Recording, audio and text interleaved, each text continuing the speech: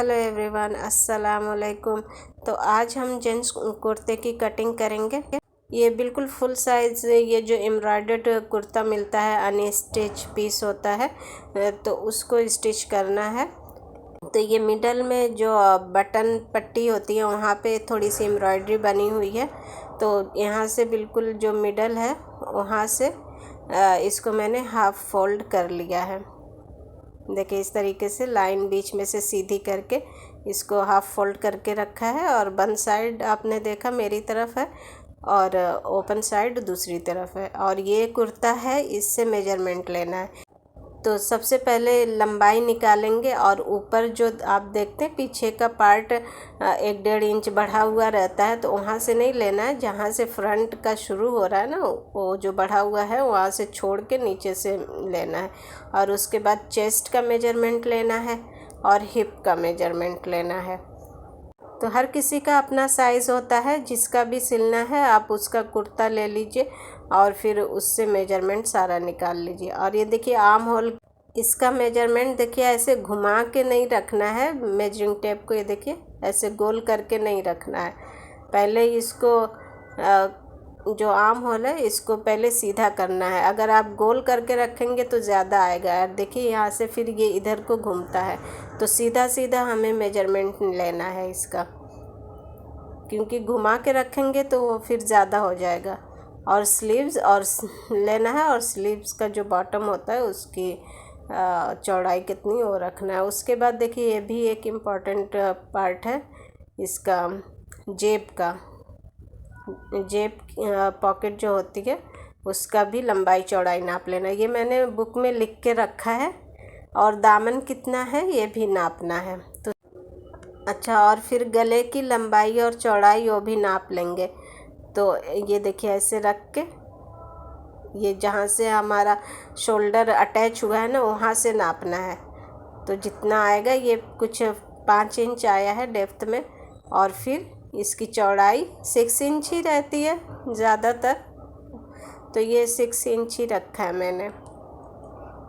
तो लेडीज़ और जेंट्स हम दोनों का 6 ही रहता है। उसके बाद शोल्डर, इसको नहीं भूलना है, सबसे पहले शोल्डर ही नापना चाहिए था मुझे। तो ऑलमोस्ट 10 इंच का शोल्डर है, डिपेंड करता है बॉडी टू बॉडी।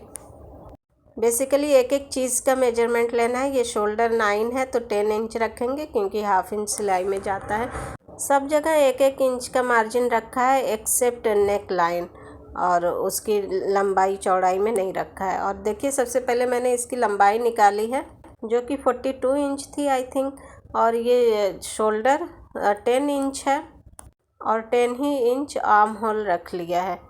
और ये यहाँ से यहाँ तक आई थिंक 13 और 12.5 है। और फिर कमर के वहाँ हाफ इंच कम कर दिया है, और उसके बाद हिप ले लिया है। हिप आई थिंक 13 इंच रखा है, या 13.5 रखा है। तो यहाँ पे सारे रूल्स वैसे ही हैं जैसे कि लेडीज़ ड्रेस में होते हैं। और ये आर्म होल फ्रंट का हाफ इंच इन रहेगा, सेम जैसे लेडीज़ ड्रेस में होता है।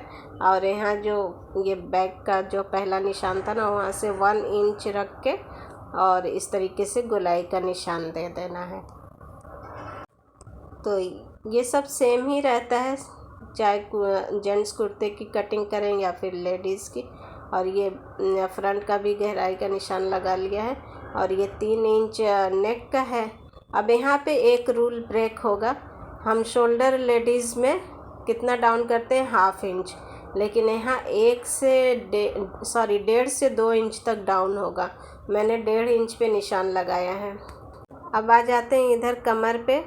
तो अपना जो चौक का निशान होता है कमर पे, शोल्डर से 21 इंच नाप के लगा देते हैं, लेकिन यहाँ मैंने आर्म होल से 7 इंच पे कमर, 7 इंच पे हिप लिया है। जो हिप का निशान है वहाँ से 4 इंच डाउन करके वहाँ से अपना चौक खुलेगा, वहीं से नहीं खुलेगा जैसे लेडीज़ का होता है 21 इंच पे ही खुल जाता है। यहाँ पे 21 के बाद 4 इंच डाउन करके वहाँ से चौक खोलेंगे। अब ये जो हिप का निशान है या फिर जो चौक खुलने का जो निशान है, वहाँ से 4 या 5 इंच ऊपर से पॉकेट का निशान लगेगा। तो देखिए 5 इंच से मैंने मेजरमेंट ले लिया है। 6 इंच ओपन रहेगा पॉकेट के लिए, हाथ डालने के लिए। तो देखिए यहाँ से देख रहे हैं आप, 2 निशान है, या तो 4 पे लगा दें या 5। और दामन जो है 1/2 इंच ट्रिम करें इधर कॉर्नर से। तो ये तो फ्रंट पार्ट की कटिंग थी। अब बैक पार्ट में सिर्फ एक चेंज करना है। बैक साइड 1.5 इंच तक मैंने बढ़ा के रखा है। मैंने क्या बढ़ाया है, ये रहता ही है बढ़ा हुआ, तभी फिटिंग आती है इसकी सही। तो यहाँ से बस 1.5 इंच पीछे का बढ़ा के रखना है। तो इसके लिए हमने जब मेजरमेंट लिया था कुर्ते का, तो वहाँ से जो फ्रंट जहाँ से जॉइंट हुआ था शोल्डर, वहाँ से लिया था। जो बैक का फोल्ड होके आता है सामने, वो नहीं लिया था वहाँ, मतलब वहाँ से नहीं लिया था। जहाँ से शोल्डर जॉइंट है वहाँ से लेना है। तो सेम कटिंग कर लेंगे। और यहाँ जो पॉकेट का जो है, वहाँ पे मैंने कट का निशान लगा लिया है। और ये फ्रंट का आर्म होल भी काट लेंगे। अब ये रही स्लीव्स। तो 24 इंच चाहिए लंबाई, तो 25 रखा है मैंने। और ये 8 इंच की चौड़ाई रखी है। और यहाँ से देखिए 3 इंच, आई थिंक नहीं 4 इंच पे मार्क किया, और यहाँ से 3 इंच पे मार्क किया है। और फिर इस तरीके से गोलाई दी है, और फिर फ्रंट का ऐसे गहरा किया है। और यहाँ से यहाँ तक सीधा निशान लगा के इसको अब कट करेंगे। अच्छा, ऊपर जो शोल्डर का निशान है आपको ज़रा ऑकवर्ड सा दिख रहा होगा, पता नहीं मुझसे कभी भी वो अच्छा नहीं लगता है निशान, लेकिन जब मैं कटिंग करती हूँ अल्हम्दुलिल्लाह तो वो बिल्कुल सही कट जाता है। आप देखिए, अभी कटिंग करने के बाद आप ध्यान दीजिए यहाँ पे, देखिए कितना सही गोलाई में कटा है। और अब ये क्या फ्रंट वाला आधा इंच से 1.25 इंच तक गहरा कर देंगे। और उसके बाद ये सेंटर का निशान लगा लेंगे। और ये देखिए एक साइड में ये कॉलर दी हुई है और स्लीव्स के लिए पट्टी दी हुई है।